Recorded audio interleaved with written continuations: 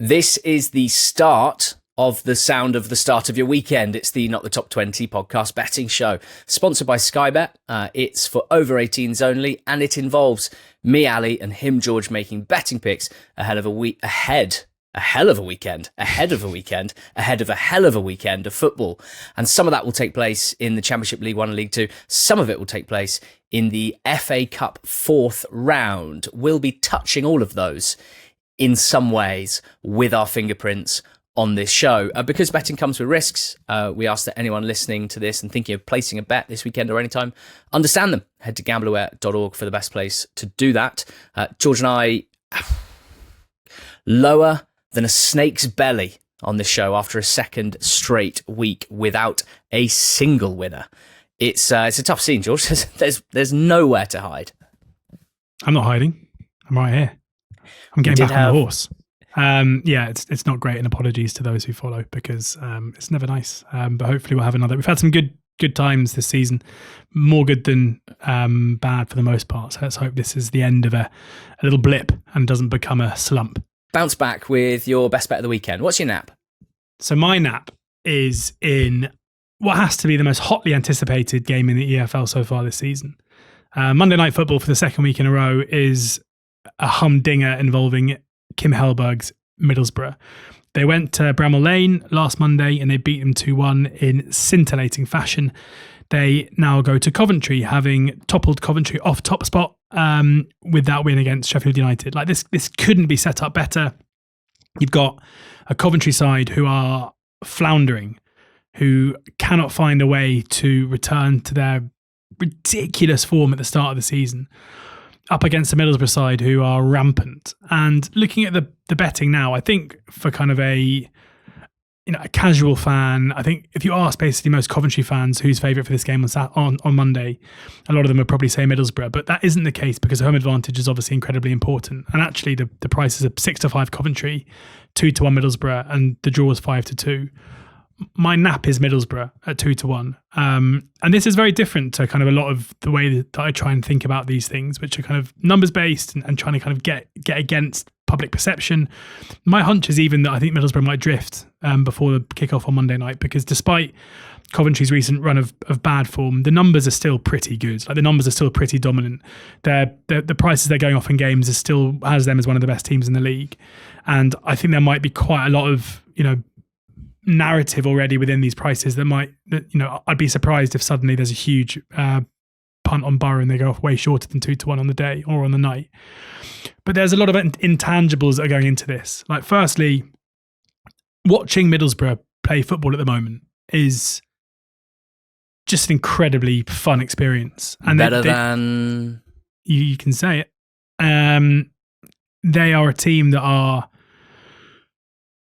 incredibly well drilled at the kind of football that Hellberg wants them to play. And for him to come in mid-season in November, take a group of players who've been playing a completely different style of football, who've been recruited to play for a completely different style of football and shape, and not only instill in them the belief that they can play this kind of intricate, fast passing game, but also do it successfully, where it's not a case where, that they're trying things and it's not coming off. The precision with which they are operating and the way they're able to execute what Hellberg wants just kind of blows my mind.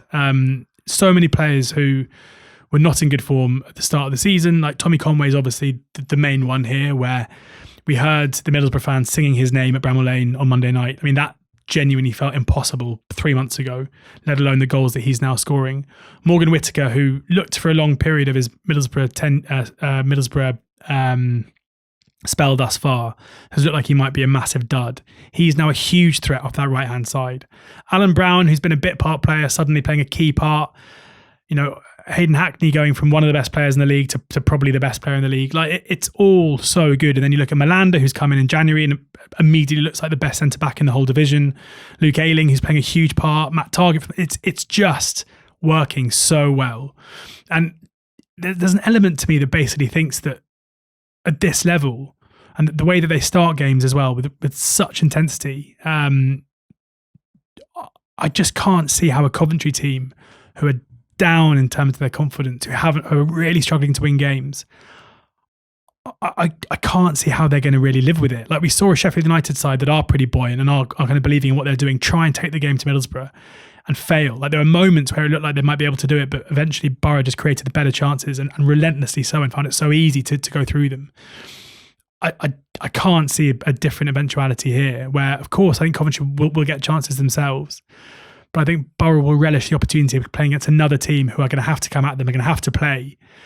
And that's where they're going to be at their best, because they can play quickly out of tight spaces and exploit the space that they then create. So, I can't remember being as impressed by a manager as I have been by Hellberg for such a long time. Like, the comparisons you make between watching his team now it's like watching, it's like when you first saw Bielsa's Leeds, it's like when we first saw Company's Burnley. You're watching a team, and I'm not saying that they're better than them or as good as them or anything else. It's purely a stylistic thing, where you're looking at a team and you're thinking, wow, this is different, this is new, this is a team that are incredibly well coached. We've spoken a lot about how managers and coaches can often get too much credit or too little credit, or too little, whenever things are going rightly or wrongly.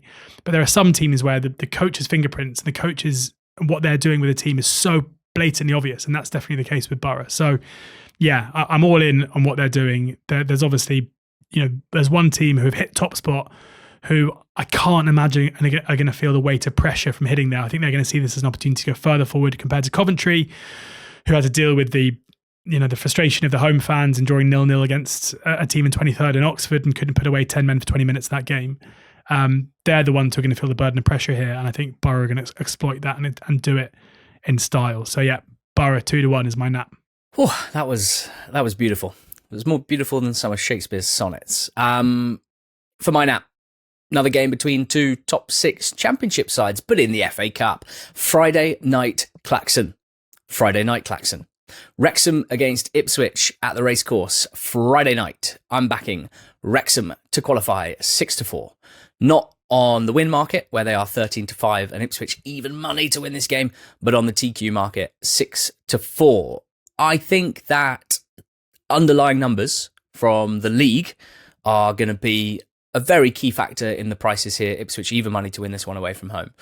And I think this is a good opportunity to say, I don't necessarily think it's as simple as that in the FA Cup fourth round. I don't necessarily think that, I understand that underlying numbers for league games beget, future performance and how prices are set. But I do think that cup competitions are and can be a bit of a different beast and don't always march to the same tune, don't always play by the same rules. So for me, there's a big motivation factor here. And I'm not always that comfortable when a nap is based on what I perceive to be motivation, because you're liable to be completely wrong. But let me explain my case. For Ipswich Town, the schedule is getting to be quite a big deal at this stage in terms of them and their automatic promotion push, with Middlesbrough, with Coventry, with maybe Hull City, possibly even Millwall in the mix, and who knows who else. And that's because they've had 3 games postponed now, right? So that famous Blackburn game, which they had to go back and replay, and the Portsmouth game that's been called off twice, including last midweek. So this time next week, they'll have played the fewest games in the Championship, along with Pompey, and they'll have played 2 games fewer than Coventry and Middlesbrough and Millwall, who I predict will be ahead of them in the table by then, because I think Millwall will beat Sheffield Wednesday this weekend. So there will be league table pressure on Ipswich. They will have games to make up. And if they get through, they'll have another weekend FA Cup game, which will mean another rearranged league game. It's the 7th of March game at home to Leicester, would have to be played at another time. They already have 2 extra games to fill from this weekend, and of course that rearranged Portsmouth game. It's starting to get quite squashed for them, and I think they must be either openly or within themselves thinking about the value of FA Cup progression to the 5th round. You're not in the last 4 or the last 8 if you win this one. Still quite a long way to go, versus making sure you're in the best shape for a ding-dong top 2 battle. One unnamed fan of Ipswich on NTT20's squad said, I won't be disappointed to lose. So although I realise Wrexham have their own league ambitions, they are 6th and they face a big old battle to make sure that they hold on to that playoff place. To me, I think there is a difference in motivation as I perceive the two clubs and what they're going for here. Wrexham, to me, seem to love, relish and kind of buy into the cup competitions. They've got a pretty good record. They beat Forest last time out on penalties after a 3-3 draw in normal time, where they were excellent. And then there's a squad situation to this as well, where Wrexham have so many players in all positions, and most of them are fit, which means they've got loads of really good fringe players. And because Parky rotates quite a lot in the league and has done in the last 2 months, these aren't fringe players that are coming in super rusty. These are guys that are still playing a fair amount of minutes. And so I don't think it means a big drop-off, even if he does rotate half a team, half a starting 11 here, which I expect McKenna to do as well. On the bench in their last league game was Davis Keillor-Dunn, Josh Windass, George Thomason, George Dobson, Dan Scarr, Sam Smith, Ryan Longman and Jay Rodriguez. So most of those guys, or some of those, we'll expect to play here. That doesn't put me off backing Wrexham TQ at all. Ipswich, fairly poor away in the league this season. 5 wins, 4 draws, 5 defeats. Their rotation options are obviously good players as well. They've probably got the strongest squad in the league, you'd say, on paper. But, as a squad, I wouldn't say they have a lot of fringe players who are making massive contributions off the bench or when they're rotated in. I think it is a bit of a big drop-off from their key players and their main starters if they do rotate. So, similar form in the league. Wrexham and Ipswich have both won 6 of their last 10. They've both won 5 of their last 8. We've got Wrexham under the lights at home, 6-4 to qualify in this cup tie. Really excited about it. And that's my nap. What's next for you? So my nap was probably the longest I've spoken about one of my selections of all time. This might be the shortest. My next best is Millwall to win to 0 away at Sheffield Wednesday at even money. Now, I made a foolish error of not sticking to my win to 0 guns when putting up Wrexham -1 a couple of weeks ago, and they won the game 1-0. I'm learning from that now. Like, Sheffield Wednesday are going to score again. I'm aware of that. But they have lost 9 consecutive games to 0 in all competitions. The game before that, a 0-0 draw. So it's 10 games of football since Sheffield Wednesday last hit the back of the net. And as per not the top tables, their XG4 in the last 5 games is 0.39, which obviously is much higher than the 0 they're getting, but is still like a paltry number. And we know the reasons for this. We know the players that they've lost. We know that it's going to be very, very hard for their players to motivate themselves to perform, given what's going on at the moment. Millwall last seen winning to 0 at Wrexham. 2 games before that, winning to 0 against Charlton. 2 games before that, winning to 0 against Watford in a famous game where some foolish man put up Watford to win it. Now, Millwall are clearly playing incredibly well under Alex Neil and with the players back from injury and having an actual midfield again. This is a game where they will see it as just a great opportunity to pick up another 3 points, and they should do so. And I think getting even money about them winning this game and not conceding a goal against a team that haven't scored in 10 just has to be a slice of value, even if Wednesday's non-scoring form is unsustainable. Everything's got a price, and I think the 50-50 chance, I know which side of the coin I'd like to be betting on. Millwall to 0, even money. Yeah, goal scorer corner, another blank last week. Frustrating, especially like Joe Taylor scoring 2 and 2 since he blanked for me the other day. Want to hit one, really want to hit one, but we're not going against our morals. We're not just going to go for short price number 9s at home to bad teams. We're going to go Ben Knight, the shortest price, 3.75, so that's 11-4. With Sky Bet. He plays for Cambridge. They're at home to Bristol Rovers. Now, Knight is a really interesting one for me. He is someone who had a sparkling youth career, Manchester City in particular. He's someone who has found the transition from Manchester City's sparkling youth career into men's senior football really, really difficult. And I think what we're seeing, hopefully now, I don't want to jinx him, don't want to put too much pressure on him, is a club in Cambridge, a manager in Neil Harris, a team around him that have actually put quite a lot of time and energy into Ben Knight, working out where to play him, how to play him, how to get the best out of him. And I think what we might be seeing is that when you are in your age group, considered in your position, one of the hottest prospects in the country, and if you're at Man City, let's be honest, therefore in the world, you are probably someone that is going to be, if you can find a really good situation for yourself, pretty damn good at League 2 level. So Ben Knight's scored in 4 of his last 8, so 5 in total, of which 2 have been penalties. One cannot rely on penalties, but one likes backing people who are on penalties. It's more just shot volume as well. Like, he's a lefty that plays off the right of the attack, and he's their clear kind of individual talent, the one that kind of tries to unlock things for them. So they've given him pretty much free reign to shoot.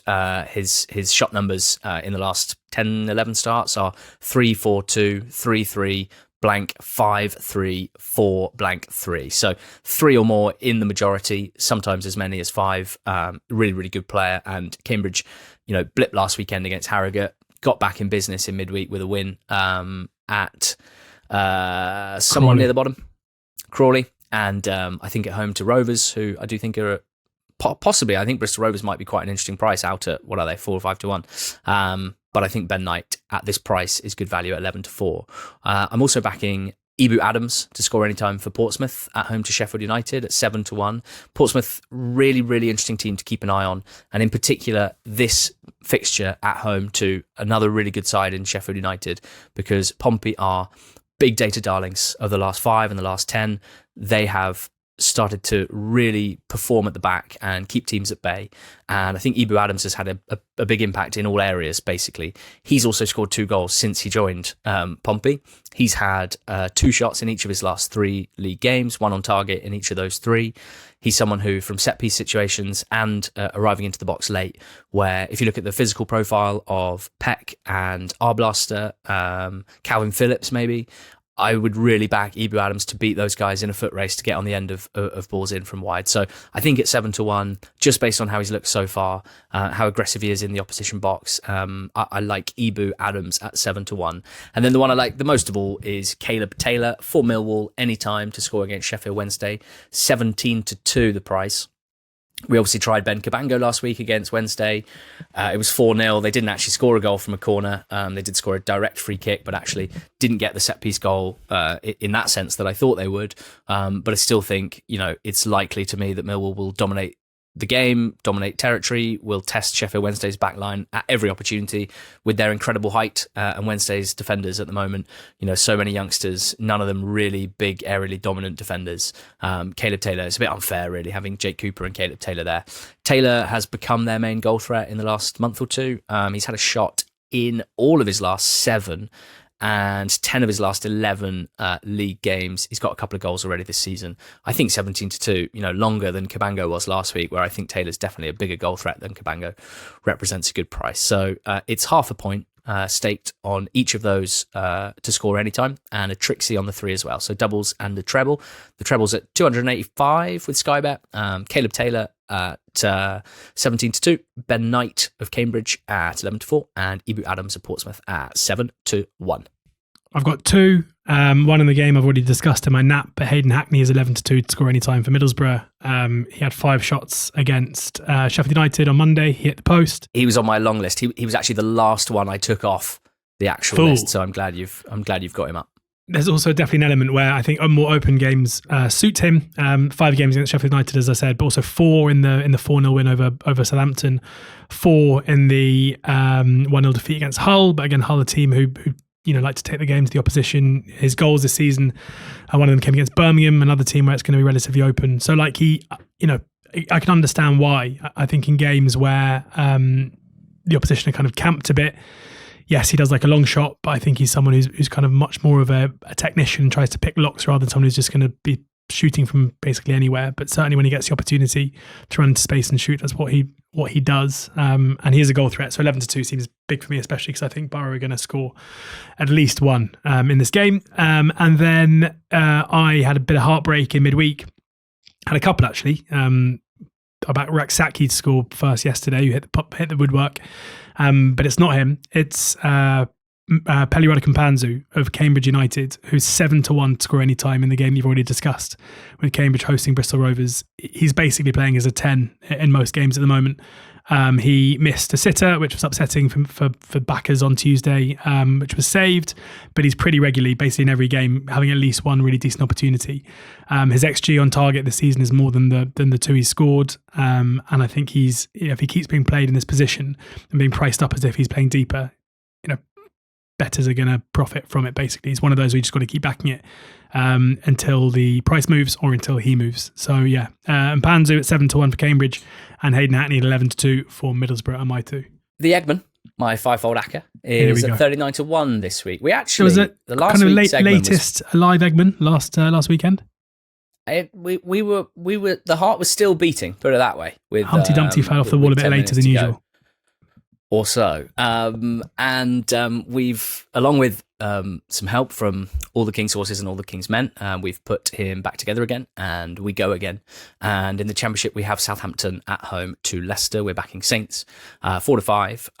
I really have a huge amount of disdain for this Leicester team, and I think the fact that they threw away a 3-goal lead in midweek against this very opposition at home to lose 4-3 and then have to essentially follow Saints back down south to play them again in a cup game. This is a team that is, and I don't even normally really comment on this stuff because I actually don't really think it's my place generally, but I'm confident enough in what I've seen from Leicester to say that they are, in terms of like the team personality and their apparent motivation to play for the shirt, play for the badge, play for each other, play to win, play to see out defeats, go through tough spells. One of the least impressive teams I think we've ever talked about, when you consider who the players are, how much money they get paid, relative to this level. It's quite remarkable. So in a way, it's a bit of a free hit to play in the cup because they're currently level on points with the relegation zone, and that's probably adding quite a lot of pressure after the points deduction. But even so, I think right now the Saints look miles better shape than Leicester, and I expect them to carry on where they left off in the second half and beat them. I've got Huddersfield at Stevenage. This one's at 9-5. I think price is good enough for me to get on board with this. Huddersfield under Manning, they're quite difficult to kind of sift through at the moment because their first games they had a man sent off in both. They won both of them. Since had a couple of tougher games. The Blackpool one last week.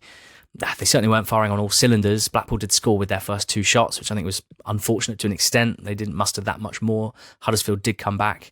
Looking at what they got off the bench in that game makes me confident that the squad's looking really good for Manning. And they're at a Stevenage side that, yes, they beat Peterborough a couple of weeks ago, but that win didn't age very well when you looked at the back line that Peterborough were playing that day. They've lost their last 2 games, 3-1 to Northampton and to Barnsley, and I don't think Northampton and Barnsley are particularly good sides, to be honest. So Huddersfield, I think, are a good thing at 9-5. I've got Exeter at home to Northampton because, as I just said, I don't think Northampton are particularly good. I don't think them beating Stevenage makes me feel that they're suddenly turned a corner. They had a 2-2 draw against Barnsley in the game before that. But again, I think Exeter, albeit since I napped them famously and they got thumped 4-0 by Rotherham, they've obviously had a little bit of a wobble, and there are questions around Gary Caldwell and his potential move to Wigan. But for me, at 9-10, 1.9, definitely the better side, much more comfortable at home, and I think a good thing for the egg. Cardiff-Luton, Cardiff at home to Luton, and they are 1.85. What's that, 17-20 to win? My very simple stance with Luton is that whenever I see them play at home, they look pretty good and increasingly good. Last weekend, probably their best performance for a while. But on their travels, they're bad every single time I watch them play, and they barely win, barely draw, mostly lose. They're at the league leaders who are unbelievably comfortable in all aspects of play, and I think Cardiff will win 17-20, a decent price. And finally, Swindon Town, 13-10 to win at Shrews. They've come out a bit, and I guess that's because Shrews won against Barrow in midweek. That was a big win for them to open up a gap between themselves and the drop zone and to jump above Barrow. But it was the ugliest game that you can imagine. They scored 2 goals from set-piece situations. That's a large part of their attack. And they've picked up 4 of their 6 wins at home to fellow bottom 5 teams. When they play top teams, Shrewsbury are miles off it, nowhere near good enough. And although Swindon didn't play that well in their 2-0 win against Newport in midweek, got so many good players, Swindon, and Holloway's rotating really nicely. So I think at 13-10, that's definitely worth a go. So the fivefold at 39-1 as we record has Southampton at home to Leicester, Huddersfield, that's in the FA Cup, I should say. Huddersfield at Stevenage in League One, Exeter and Northampton in League One, Cardiff and Luton in League One, Cardiff against Luton in League One, and Swindon against Shrewsbury in League Two. Joint bet. We love it when the cup rolls around because we go goals crazy. Mate, don't swerve, Akaswerve. What are you doing? Go on then. I mean, you should be swerving Akaswerve the way it's been going recently. I think that Wolverhampton Wanderers are eye-wateringly short at 2-5 to go to Grimsby and beat them in 90 minutes. I would not be putting that anywhere near your accumulator if I were you. Grimsby have of course been in fantastic form recently, winning games, winning them marginally, but doing so with a really solid defensive unit, missing a lot of chances, but crucially normally putting at least one of them away. Their performance on Tuesday night was one of the most eye-catching bits of kind of individual game form that I've seen all season, where they went off even money for the match against Accrington at home. They then had so many shots and so many chances and dominated to such a degree that after half an hour, when it was still 0-0, so Grimsby hadn't scored and they were a third of the way through the game, Grimsby were then 1.7 to win the game of football. Like, that was the level of dominance they showed within the game, and they ended up winning it thanks to an unbelievable goal, albeit they only won it 1-0 with Accrington ending up with 10 men. But that was enough for me. Like, they've been on an upward curve anyway. At the beginning of the season, in my mind, they were one of, if not the best team in the league at some points. I think they're back, basically. And that was a performance level that really showed what they're about. Now, crucially, they have some quite good form already in cup competitions this season. They hosted Manchester United and they led in that game. They were pegged back late on, but they still qualified on penalties. So, it's not like this is a group of players or a manager who don't know how to set up and how to play against top tier teams. Wolves last time out beat in the FA Cup, beat Shrewsbury 6-1. As you've discussed about Shrewsbury, not a particularly good team. A side who've really struggled away from home. I'm kind of happy to ignore that. The only, I guess, issue is that Rob Edwards went really strong. Like, the team was strong that day. So I'd be surprised, especially with Wolves all but relegated, and a cup run probably being quite a good thing for Rob Edwards to do to make sure that he's still Wolves manager next season. I'd be surprised if they were to rotate too much.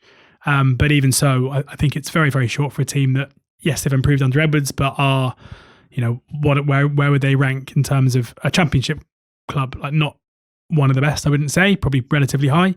But Grimsby, to me, are a team to really keep an eye on now. And I think this is a tough game for Wolves to go into. So, yeah, leave Wolves out of your ACCA if I were you, especially at 2-5. Okay. Do you want to roll straight into the joint bet, where we like to go goals crazy in the cup competitions, where games can really get out of hand, and goal difference, well, makes no difference.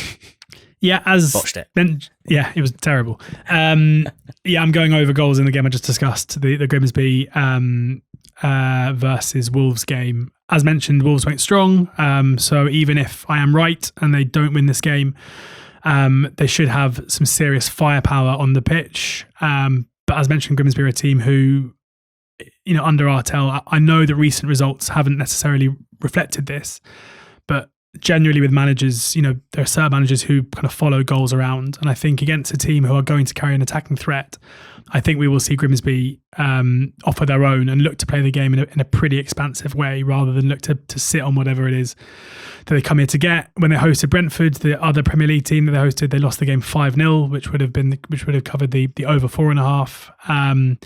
So yeah, I think this should be pretty end to end. I think Grimsby will approach it by trying to beat Wolves than just sit off and soak. And off the back of just a ridiculous attacking performance on Tuesday, they'd only yielded one goal. There's clearly an attacking verve within the Grimsby side at the moment. So I think this could be a fun one, with 7 goals also in Wolves' last game in the FA Cup. Got a good record on these, so hopefully we can keep it going. Yeah, you're damn right we do. Just as a reminder, we're talking over 4.5 goals double and an over 5.5 goals double for the mega bonus. I probably should have said the prices, shouldn't I? I think it's 7-2, the over 4.5, 9-1, the over 5.5 with Sky Bet. That's exactly right, George. 7-2, the over 4.5, 9-1, the over 5.5. I'm looking at Hull Chelsea. Interesting game this. Friday night, I'm afraid. So Friday night Claxon rules apply. Hull City, you may know from such things as the Sky Bet Championship. They have seen 93 goals go in at both ends, or across both ends, combined both ends in their 31 league games. That's 3 goals per game. Over 4.5 has landed in 23% of those, so just under a quarter. Just the one, I think, maybe over 5.5 goals. But Chelsea come to town. Now, Chelsea, quite an interesting side on this front as well. Pretty goalsy. Recently, we've seen over 4.5 goals land in 4 of their last 10, including their last cup game, which was a 5-1 win at Charlton. We had them go over 4.5 against Arsenal in the Cup. We had them go over 4.5 against Napoli in the Champions League, against West Ham in the Premier League, and in 3 of the other games, which haven't gone over 4.5, they've seen 4 goals. So 2-2 against Leeds, 3-1 against Wolves, 3-1 against Crystal Palace.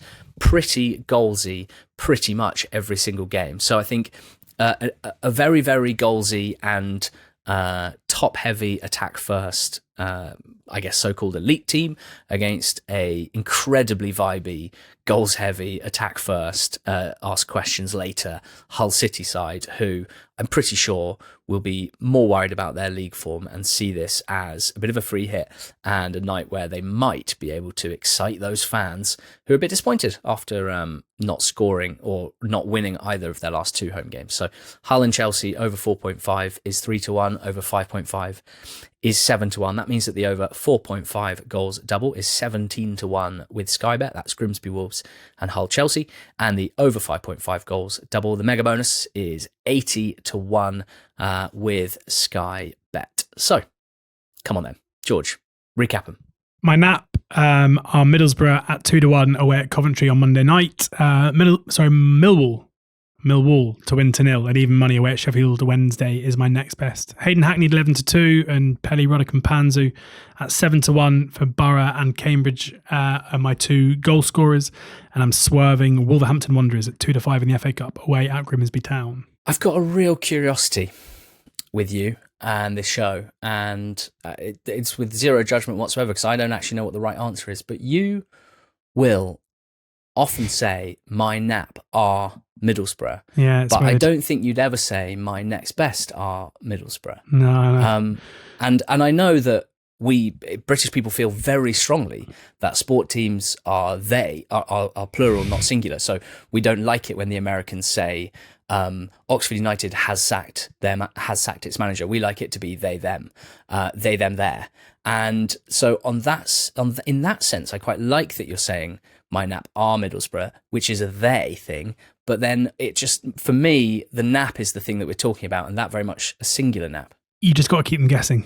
That's what I think. I honestly just think language is, outside of football and maybe golf, the most interesting thing in the world. Wow. What are your bets? My nap is Wrexham.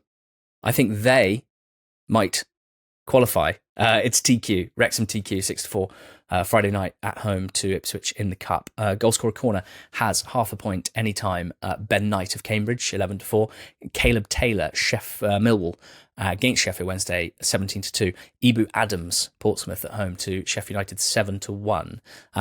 What else have we got? We've got the Eggman fivefold Acker 39-1 with Sky Bet, Southampton, Huddersfield, Exeter, Cardiff and Swindon, and then the overs double. Over 4.5 goals, double at 17-1 has Grimsby and Wolves and Hull and Chelsea, and the same games over 5.5 goals double at 80-1. As I talk about it, I remember that last time you got your overs over 4.5 goals bet in. My game got rained off, cancelled, so we were paid out as a winning single. Then my rearranged game went over 4.5 goals as well, and no one benefited from the winning double. So everyone, have a great weekend. We are working hard to pick some winners this weekend. I hope you enjoyed the show. And with thanks to Sky Bet for sponsoring this podcast and to house band The Reverters, go well.